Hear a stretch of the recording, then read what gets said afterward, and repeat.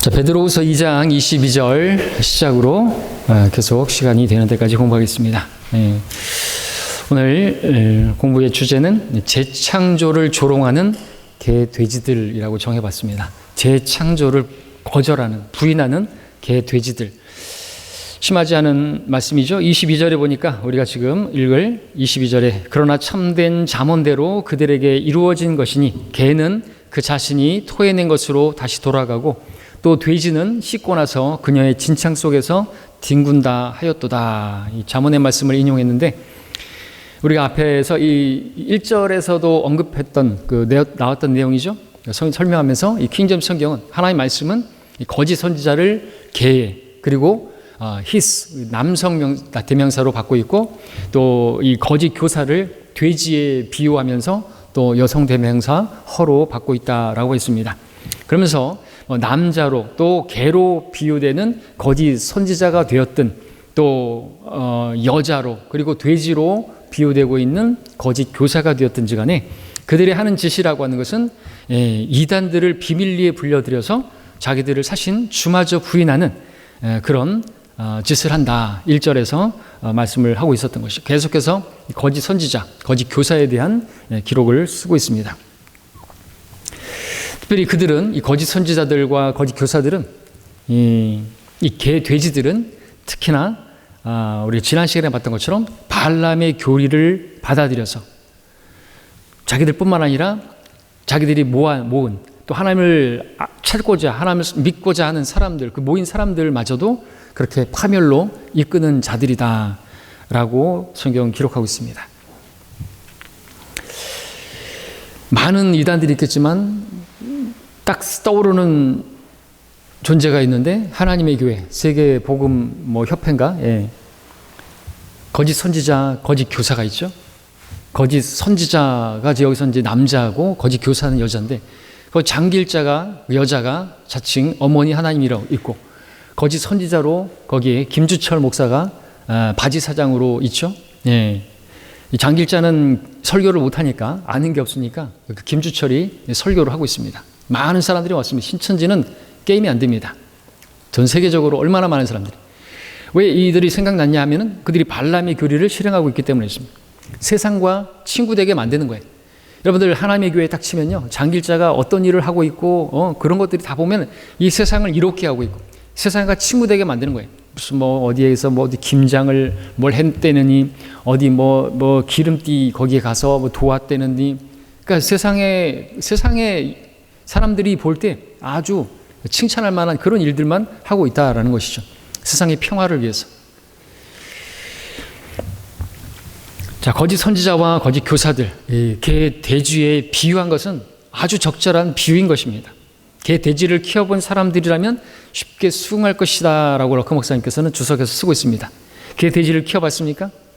자, 거짓 선지자와 거짓 교사들은요 마귀에게 사로잡힌 타락의 종들이기 때문에 아무리 그들이 예수 그리스도를 아는 지식을 통해서 세상의 오염에서 잠시 피했다 할지라도 금방 다시 거기에 빨려드는 것이에요. 이게 거짓 선지자와 거짓 교사의 특징이라는 거죠. 그러니까 뒤에서 보겠지만 자기들의 어떤 이익이 된다, 돈이 된다 그러면은 그 지식 팔아버린다는 거죠. 그리고 자기들을 사신 주마저 부인한다고 했는데 또 생각해 보면 그 하나님의 교회 다른 데도 마찬가지겠지만 신천지도 마찬가지고요. 자기들을 사신 주마저 부인하잖아요. 예수 그리스도를 부인하잖아요. 그리고 장길자가 어머니 하나님이라고 안상홍이 그전에는 재림 예수라고 자기들의 그 죄를 위해서 대신해서 죽으신 그 예수 그리스도를 부인하는 자들이지 않습니까?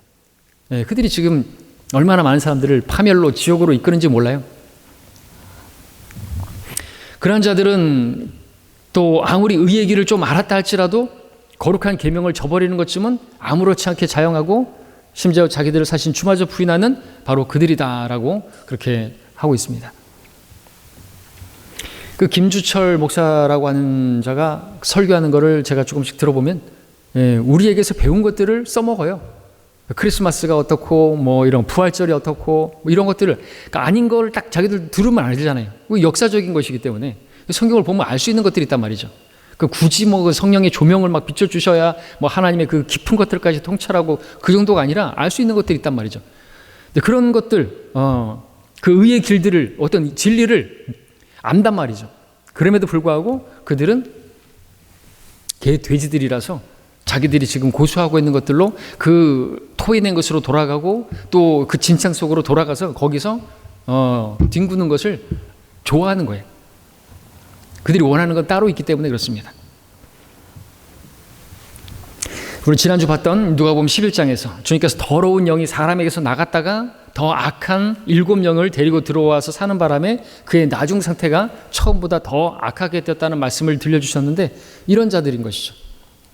처음보다 더 악하다. 지금은 또 하나님의 교회로 본다면 처음에 그 안세홍 때보다 지금은 여자를 세워놓고 하나님이라고 하는 지금이 처음보다 나중 상태가 더 악화되고 더 많은 사람들을 파멸로 이끄는 것을 보면 더 많은 마귀떼가 거기 들어간 것을 우리가 보는 것입니다.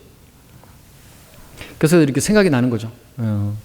말씀을 준비하다 보니까 주님께서는 그런 일들이 예수님이 초림 때만 있었던 것이 아니라 또 그 초대 교회 시대 때만 있었던 것이 아니라 이 악한 세대에도 그러하리라 말씀하고 있습니다. 불법을 성행하고 그랬어요. 오늘날을 예고하고 있는 거죠. 마지막 날들에 마귀들의 교리, 거짓 선지자, 거짓 교리, 거짓 교사들이 판치고 있는 것을 우리가 보는 것이고, 우리가 그런 사람들을 보면 지난 시간에 봤지만 불쌍하죠, 안타깝죠. 그런데 그들의 책임이에요. 그들이 성경을 공부했다라고 한다면 속지 않았을 것인데 공부하지 않으니까 하나님의 말씀에 따라 진리의 말씀을 올바로 나누어서 공부하지 않고 그냥 모든 말씀을 갖다가 구약의 말씀을 갖다가 유월절을 자기네들을 가져오고 그렇게 해서 파멸하는 것이죠. 심은 대로 거두는 것입니다. 우리도 예외가 아니죠. 우리도 하나님의 말씀을 공부하지 않으면요, 하나님의 말씀대로 살지 않게 되고 우리 자녀들을 잃어버리게 될 것이고 그렇게 되는 것이죠. 그러면 우리 자녀들이 개 돼지가 돼서 타락의 종들이 될 것이고 그렇게 된단 말이죠. 그 부분에 대해서 우리는 또 책임을 피할 수가 없는 것입니다. 하나님 앞에 우리가 서게 될 것이고, 그래도 심판석에서 우리는 그 부분에 대해서 해명을 해야 되는데 해명할 말이 없지 않습니까? 이런 말씀들이 우리에게 경고를 주고 있습니다. 마지막 때를 살고 있는 우리들에게 교훈을 주기 위해서 기록하고 있는 것이죠. 실제적인 말씀입니다. 자, 3장으로 넘어가서 1절에 보면, 사랑하는 자들아, 이제 내가 이 두 번째 편지를 너희에게 쓰는 것은 이 편지들로 말미암아 너희로 기억나게 하여 너희의 순수한 생각을 일깨워 주려 함이니라고 했습니다. 자, 베드로는 베드로 전서에 이어서 이제 베드로 후서를, 지금 이 두 번째 편지를 쓰고 있는 거죠. 이 베드로 후서를 쓴 기록의 목적이 뭐냐, 동기가 목적이 뭐냐 하니까 그 베드로 전서에서 썼던 그 하나님의 그 계명들, 그리고 그 말씀들을 다시금 기억나게 하기 위해서, 그리고 그 순수한 생각을 일깨워 주기 위해서, 그 하나님 말씀을 처음 받았을 때 그들이 얼마나 순수한 마음으로 그 하나님 말씀을 받았던 것인가. 시간이 지나면서 그 순수한 생각이 잊어버릴 수 있잖아요. 우리 성도들도 마찬가지지 않습니까? 설교도 마찬가지예요. 설교를 준비하다 보면 이거 다 옛날에 했던 그런 말씀인데 또 하고 하죠. 근데 여러분들이 그 설교를 들을 때 다 아는 말씀, 이렇게 되면 이제 변질되는 거예요. 타락하게 되는 거죠. 그렇죠? 러강 목사님께서도 보면 이제 다 그렇지는 않겠지만 거의 3년 주기로 해서 3년 전에 했던 설교의 패턴들을 가지고 그대로 가져와서 돼지들을, 주제들을 가져와서 내용을 바꾸고 그렇게 해서 다시 리바이벌을 하기도 한다 이거죠. 똑같이 하진 않고 또 다 그렇게 하진 않지만, 그래서 그런 것들을 이제 하게 되면 저 같은 경우에는 근데 이제 다 한 것 같은데, 그러다가 저는 한 9년, 10년 전 그런 내용들을 보고 좋은 설교는 한 번 하고 하기는 너무 아까운 설교들은 또 꺼내서 또 다시 이렇게 내용들을 바꾸고, 돼지는 그대로 해서, 왜 하나님의 말씀이니까 어차피, 그리고 그런 말씀들을 주제를 가지고 성경이 그렇게 가르치게 했기 때문에 그때 그 말씀을 또 회중도 또 바뀌고 또 새로운 성도들도 있기 때문에 필요하니까 그렇게 설교하는 자체는 잘못된 게 아닌 것이죠. 그리고 또 우리가 그런 설교를 옛날에 들었었는데, 또 그 전에 또 우리가 최근에도 그 어떤 말씀을 들었는데, 발람의 교리 같은 말씀을 들었다고 한다면, 처음에 내가 들었을 때 그 순수한 생각, 내가 세상과 친구되면 안 되는구나, 그 세상과 친구되는 것은 하나님과 원수가 되는 것이구나 하는 그런 것들을 강렬하게 받았던 그때의 그 순수한 생각이 일깨워지게 되잖아요. 그렇죠? 그걸 위해서 다시 기억나게 하기 위해서 다시 베드로 후서가 기록되고, 이전에 어떤 그런 말씀들이 또 반복해서 가르쳐 줘야 되는 거예요. 우리 에피쿠로스 학파, 스토아 학파처럼 늘 새로운 것들만을 듣기를 원해서는 안 된다는 것이죠.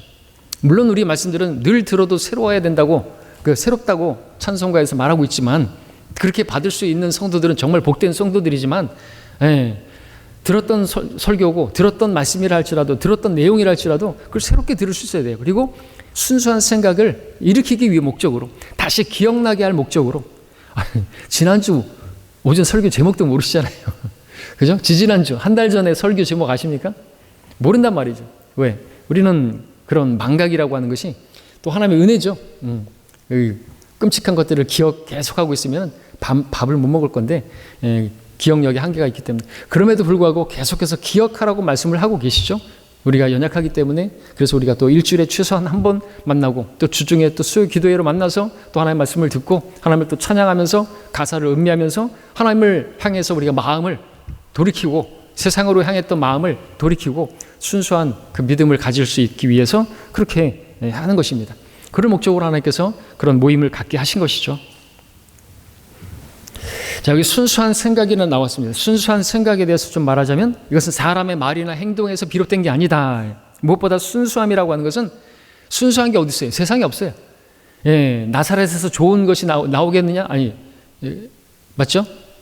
좋은 것이 있겠느냐? 그것처럼 세상에 좋은 게 있습니까? 없어요. 순수한 게 있습니까? 없어요. 오직 하나님 말씀만이 순수하죠. 흑독 아니어서 7번 단련된 은같이 순수한, 주의 말씀은 순수한 말씀들이라. 주의 말씀은 순수한 말씀의 젖을 사모하라. 이 말씀에서 비롯된 것이 아니라고 한다면 순수한 게 아닌 것입니다. 아무리 위대한 사람이 아무리 위대한 말을 하고, 아무리 위대한 가르침을 가르치고, 위대한 어떤 행동을 한다 할지라도 그 사람의 그 말이나 행동이나 어떤 그것이 하나님의 말씀과 주 예수 그리스도와 상관이 없는 것이라고 한다면 전혀 순수한 게 아니라는 거죠. 그것을 우리가 인정할 수 있어야 되는 거죠. 이것을 우리가 가질 때 우리는 어떤 사람의 웅변력 있는, 어떤 설득력 있는 어떤 말이라든지 그런 것들에 미혹되지 않을 수가 있는 것이에요. 우리가 그런 사람들을 보잖아요. 거짓 교사, 거짓 목사들 보십시오. 얼마나 말을 잘하는지 몰라요. 아주 청산유수고 막 꿀 발랐어요, 말에. 근데 거기에 다 미혹되는 거예요.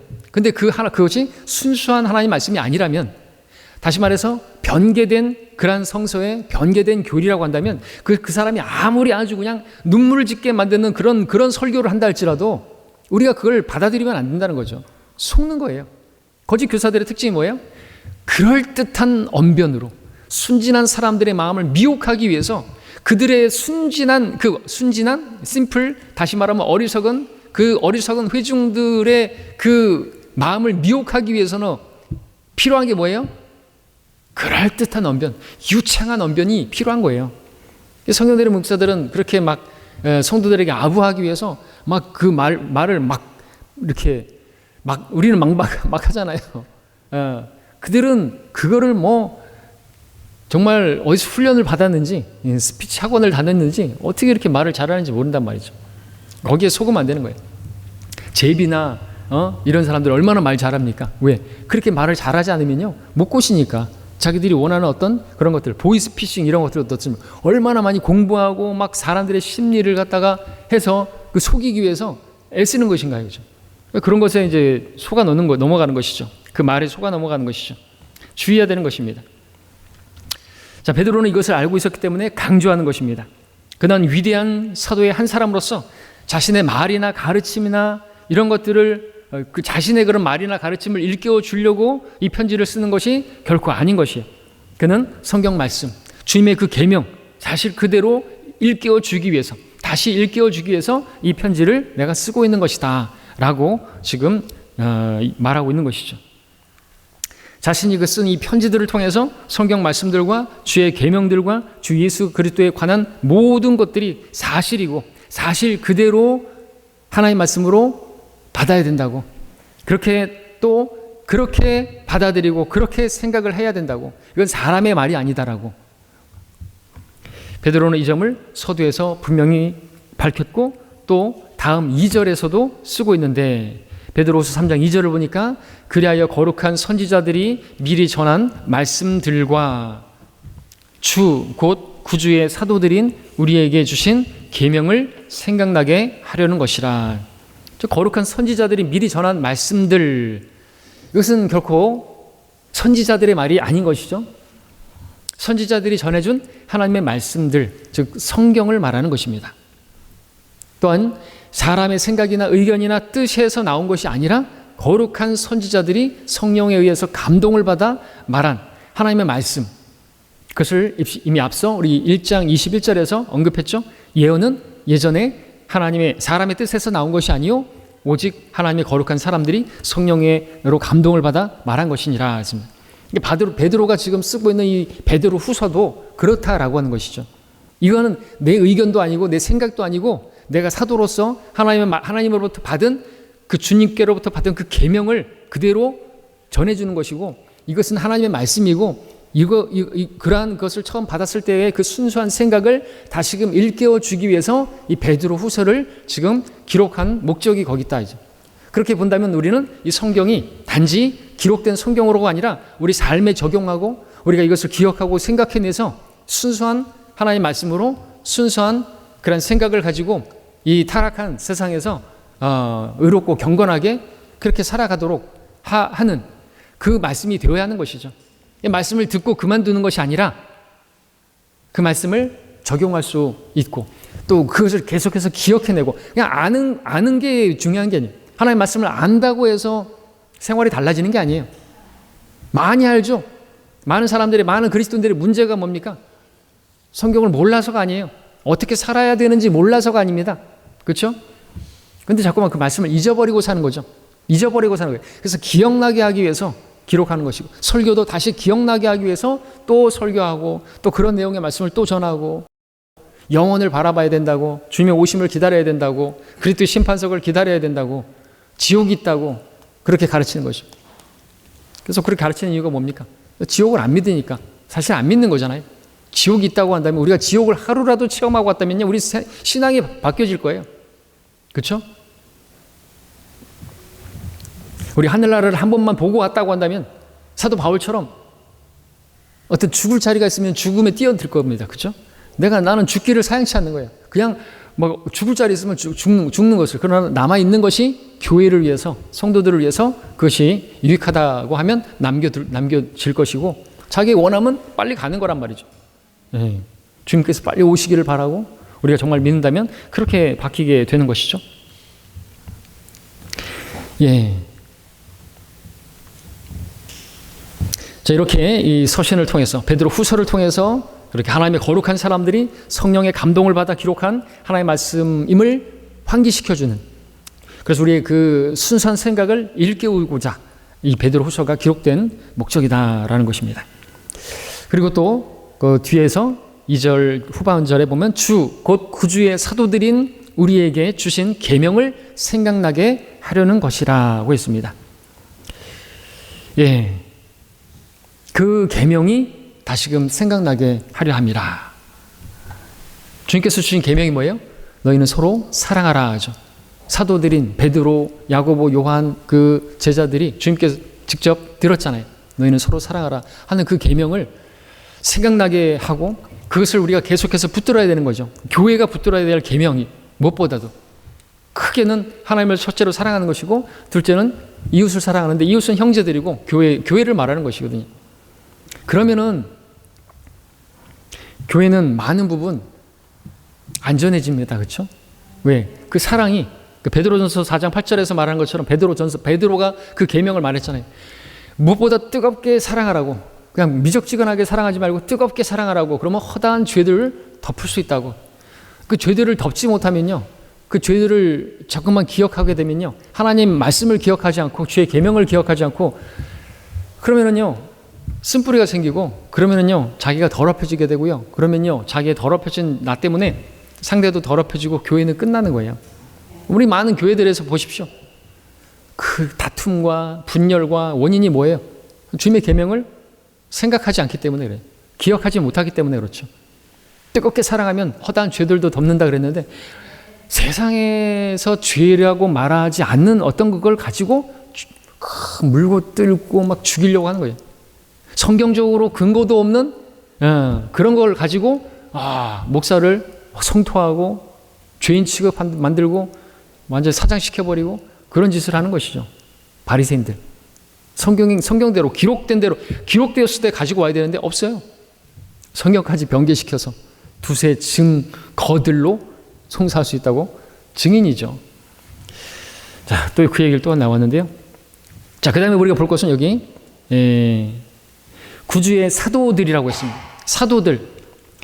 요즘 또 이제 제가 최근에도 유튜브에서 그 신사도 운동 뭐 그것에 대해서 경고하고 이거 조그만 누룩처럼 퍼지고 있는데, 신사도 운동. 자기들이 어떤 그런 통치자가 되기를 원하고 그들이 어떤 자기들이 사도의 어떤 표적을 가지고 행한다고 막 뭐 하는 그런, 무슨 누구 있죠 또? 박혁이라고 하는 그 거짓 선지자 있잖아요. 박혁. 아주 얼굴도 아이돌 같이 생겼어요. 젊은 애인데 20대나 30대 초반 됐을까? 그 정말 그 꼬맹이가 사람들을 속이고 그러는 그 모습 보면 참 하나님이 보시면서도 얼마나 저기 할까 싶은 그런 것이죠. 근데 사도, 오늘 뭐 사도교회 저기도 있고 하던데, 사도는 누구죠? 사도는 아포스톨로스, 하나님께서 보내신, 직접, 그러니까 예수님을 직접 보고 예수님에 의해서 직접 파송을 받은 사람이 사도예요. 예수님과 함께 동행했고, 직접 그 가르침과 계명과 명령을 받은, 그분으로부터 직접 신임장을 받아서 또 표적들과 이적들을 행할 수 있는 능력을 받은 사람이 성경에 의하면 사도들이죠.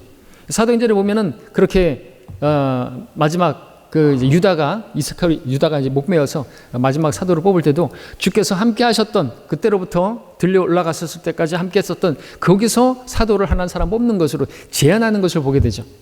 근데 자기들이 보지도 못했고 주님에 의해서 직접 보냄을 받지도 않은 사람들이 그들은 말하기를 뭐 꿈에서 봤네 뭐 그러겠지만, 그게 아니라는 것입니다. 지금은 사도가 없어요.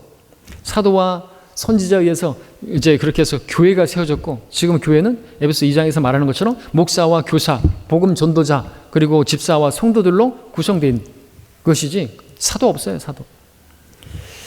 계시록 2장 2절에 보니까 에베소 교회가 칭찬받은 내용 가운데 하나가 뭡니까? 자칭 사도라고 하지만 아닌 자들을 시험하여 그들이 거짓말쟁이인 것을 찾아낸 것이라고 했죠. 자기가 사도라고 한다면은 시험해 봐야 돼요. 어떻게 시험해 보죠? 사도행전에서 나오고 있는 그 5가지로 시험해 봐야 되죠. 그렇죠? 마가복음 16장에서 말씀하고 있는 그 5가지로 시험해 봐야죠. 뱀을 집어보라 이거죠. 독을 마셔보라 이거죠. 그죠? 그건 안 해요. 뭐 방언한다고 막 저도 할 수 있어요. 얼마든지 속일 수 있어요. 얼마든지 할 수 있죠. 정신줄 놓고 말을 해버리면 되는 거예요. 제가 옛날에 흥얼거리던 구원받기 전에 했던 그런 그 불란서, 그 향송 뭐 이런 것들을 하면요, 여러분들 깜빡 속을걸요. 얼마나 그게 말이 이쁘면서 샤다 슈드 코스 막 그러면 여러분들 진짜 방언 잘하시네 이렇게 속일 수 있단 말이죠. 그리고 또 뭐 있어요? 또 뭐 치유한다고 그러고 다 치유가 돼야 되잖아요. 안 하는 거예요. 뱀을 집으라 이거죠. 독사. 청산가리 먹고 안 죽으면 인정할게. 이렇게 시험을 해봐야 되는 거예요. 시험을 해봐야죠. 모든 것을 시험해보고 선한 것을 붙잡으라고 말씀하고 있지 않습니까? 근데 사기치는 사람들이, 거짓 선지자들, 거짓 교사 지금 계속해서 보고 있는데요. 자칭 사도라고 하는 사람들인 것이 새빨간 거짓말쟁이인 것이. 오늘 목사라고 하는 사람, 기독교 거물들이, 그들이 사도가 아닌 것입니다. 종교 사기꾼들인 것이죠. 하여튼 마지막 날들에 그렇게 미혹하는, 불법이 성행하고, 하여튼 아주 어려운 때가 오리라고 말씀하셨는데, 여러분 3절도 보시면 또 거기다가 아주 총체적으로 어렵습니다. 3절에 보니까 먼저 할 것은 이것이니 마지막 날들에 조롱하는 자들이 와서 그들의 정욕대로 행하며 라고 말했습니다. 이 조롱하는 자들 역시나 거짓 교사, 거짓 선지자들을 말하는 것이고 개, 돼지들을 말하는 것입니다. 자, 마지막 날들에 조롱하는 자들이 와서 그들의 정욕대로 행하게 된다는 사실을 럭한 목사님께서는 항상 기억하고 사역을 해야 한다라고 쓰고 있습니다. 이 3절은 4절과 함께 베드로후서 전체에서 정말로 기억해야 할 중요한 구절 가운데 하나다라고 쓰고 있습니다. 베드로의 경고대로 이 시대에 마지막 날들인 이 시대에 조롱하는 자들이 와서 얼마나 자기의 정욕대로 행하고 있는 것인가. 예수리스도를 조롱하고 성경을 조롱하고 성경에 기록된 예언의 말씀들을 조롱하고 성경대로 믿는 사람들을 조롱하는 자들이 얼마나 많은 것인가. 이런 자들이 신학을 가르치는 신학교들 안에서 버젓이 그렇게 있고 교회들까지 파고들고 있지 않은가라고 쓰고 있습니다. 신학교라는 데서 성경은 안 가리키고 인간이 만들어낸 현대주의 신학, 자유주의 신학을 가르치기 시작한 지 오래되었습니다. 우리 어깨 목포에서도 우리 송병식 선생님 신학생 만났는데 아무것도 모르잖아요. 그죠? 아무것도 모른다 그죠? 구원도 모르고 열심히 회개하고 있고 회개를 열심히 회개해야지 구원에 다 자신의 그 지은 죄들을 다 회개해야 돼요? 기억도 못하는 죄들까지도? 그러면 그렇게 다 죄들을 회개하지 않은 상태에서 갑자기 교통사고도 다 죽어버렸어요. 어디 갈까요? 물어보세요. 다 지옥 간다고 말하죠. 우리는 그렇게 기억력이 좋지도 못하고 다 죄를 그 모든 죄들을 다 가져가신 분이 계신데 왜 자기가 그걸 끌어안고 그 하나하나 자백한다고 회개한다고 말하는 것인가 하죠. 말이 안 되는 것이네. 또 성경 변개는 또 어떤가? 하나님께서 섭리로 보존하신 유일한 성경인 킹제임스 성경을 조롱하고 뜯어 고치기 시작한 지가 200년이 돼가고 있고, 은사주의 운동은 어떻습니까? 성경을 왜곡하고 예수 그리스도의 신성을 부인하고 성령의 능력을 제멋대로 사칭하면서 성령의 불로 그러면서 불 받아라 그러면서 그 하나님 모독하는 은사주의 교회가 교회 안에 침투한 지는 반세기가 넘어가고 있다. 베드로는 2000년 전에 벌써 이것을 경고해 두고 있다. 마지막 날들에 지금. 그리고 이들이 조롱하는 자들인데 하나님 말씀을 조롱하는 자들이고, 우리가 진리의 지식을 전하면 조롱한다 그러죠. 조롱한다 이죠. 우리가 구원받았냐고 물어보면 우리를 조롱하면서 나는 구원받았을 뿐만 아니라 성령을 받았다. 그 말은 뭐냐니까 기도원 원장인데 자기는 그렇게 성령을 받아갖고 성령의 은사를 받아가지고 자기는 표적을 행하고 은사를 행하고 그래서 막 치유를 행하고 방언도 하고 그걸 말하는 거예요. 기도원 원장이 그렇게 말한단 말이죠. 구원 받으셨습니까? 그러면 비웃죠. 조롱하죠. 우리 구원받는 것과 성령 받는 것은 함께 받는 것이고, 구원받은 모든 성도 안에 성령 계시는데 자기는 성령도 받았다. 그러니까 구원 받는 거 따로 성령 받는 거 따로, 사도행전에서 이제 그런 부분들을 자기들이 그렇게 가지고 와서 오해한 것이죠. 지금 이 시대엔 구원 받으면 성령이 내주하시는 거예요. 그래서 그 성령께서 거하지 않으시면 그건 버림받은 사람이라고 말하고 있지 않습니까? 조롱하는 사람도 있습니다. 그런 조롱하는 자들은 자기들의 정욕에 따라서 행하는 자들이라고 완전히 이렇게 일찌감치 규정해 놨는데, 이 정욕이라고 하는 것은 쉽게 말해서 세속적인 탐욕을 말하는 것이고, 세속적인 탐욕이라고 말하는 것은 한마디로 돈입니다. 성경을 조롱하고 가짜 역본들을 찍어내는 자들이나 이들을 옹호하는 자들이나 성령을 사칭해서 농락하는 은사주의자들이 노리는 것은 뭡니까? 그들의 정욕을 따라 행하는데, 쉽게 말해서 돈이라는 거죠. 그래서 이익이 경건이라고 생각하는 사람들, 이익이 되면 경건. 그러니까 자기가 경건하기 때문에 이익만 온다 이거죠. 아니죠. 우리가 실로 그리스도 안에서 경건하게 살고자 하는 사람은 박해가 온다 그랬어요. 근데 자기가 경건하니까 이익이 주어진다. 내가 예수님을 잘 믿으니까 이렇게 이익이 주어진다. 영혼이 잘 되고 범사가 잘 되고 그렇게 된다. 그건 개인적인 사도 요한의 그러한 인사일 뿐이고 약속이 아니란 말이죠.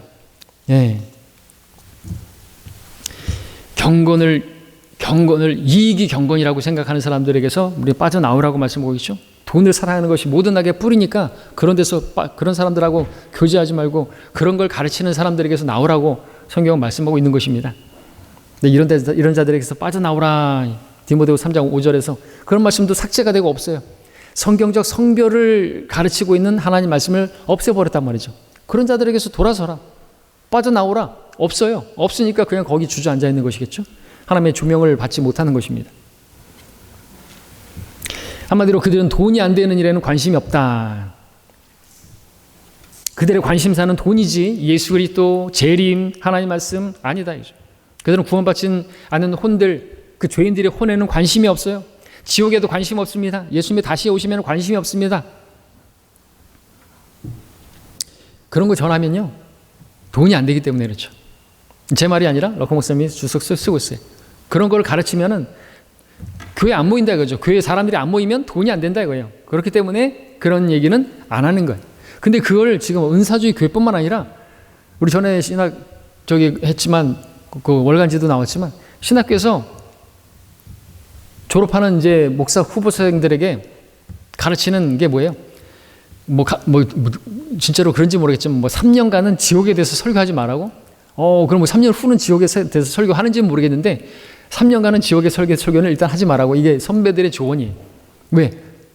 어차피 사람들을 모아야 되는데 지옥 얘기하고 그러면 사람 안 모인다 이거죠. 그리고 막 뭐 예수님의 오심에 대해서 그런 설교하지 말라 이거죠.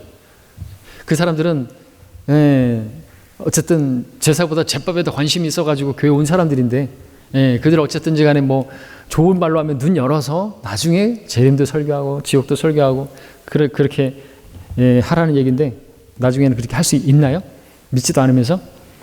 NIV는 지옥이라는 단어가 한 번도 안 나와요. 지옥이라는 말을 들어보지도 못하게 만들고 지옥에 보내는 그러한 성서죠. 4절 보겠습니다. 4절. 그 조롱하는 자들이, 그 거짓 교사들이 하는 그 말이 뭐예요? 조롱하면서 하는 말이에요? 말하기를 그가 온다는 약속이 어디 있느냐 말하고 있습니다. 조상들이 잠든 이래로 만물은 창조의 시작부터 그대로 있다라고 말을 한다는 것이죠. 마지막 날들에 이런 사람들이 있습니다. 자신의 정욕대로 행하는 자들이 성경을 조롱할 때 흔히 써먹는 내용이 바로 그가 온다는 약속이 어디 있느냐. 재림을 부인합니다.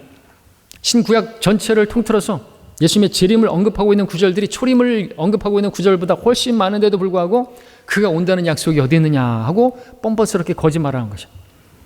이렇게 하기 위해서 그들은 성경을 덮어둡니다. 사람이 만들어낸 그런 말들로 사람들을 안심시키고 그들의 가려운 귀를 즐겁게 해주는 그 일들에만 몰두한다. 그러므로 그들은 절대로 지옥을 설교해서는 안 된다. 그들 그리스도의 재림과 심판에 대해서 말을 아낀다. 성경이 밝히고 있는 이런 사실들은 그들이 정욕대로 행하는데 전혀 도움이 되지 않고 방해가 되기 때문에 돈이 안 되는 부질없는 지식이기 때문에 그들은 그런 말들을 최대한 아낀다라고 락한 목사님 쓰고 있습니다. 그들은 그리스도의 재림을 명백하게 기록하고 있는 킹제임스 성경을 덮어두고 조상들이 잠든 이래로 만물은 창조의 시작부터 그대로 있어 왔다고 속이고 있다 이거죠. 만물은 그러나 창조의 시작부터 그대로 있지 않았어요. 창세기 1장 1절과 1장 2절 사이에 벌써 큰 하나님의 심판이 있었던 것이죠. 그때 심판 있었기 때문에 물들의 표면을 성령님이 거시시고 어둠이 임하고 1장 2절에서 말씀하고 있지 않습니까? 아니 하나님께서 태초에 하늘과 땅을 창조하셨는데 왜 갑자기 땅은 공허하고 어둠의 깊음의 표면을 성령님이 거시시고 왜 이런 거에 나오는 거죠? 하나님께서 헛되이 땅을 창조하지 않으신다고 그렇게 말씀하고 있는데, 자, 특별히 오늘날 진화론자들은요, 지금의 그 하늘과 땅, 창세기 1장 1절의 그 하늘과 땅, 그때부터 변함없이 지속되어 왔다고 가르치는 자들 중에 하나다라고 쓰고 계십니다.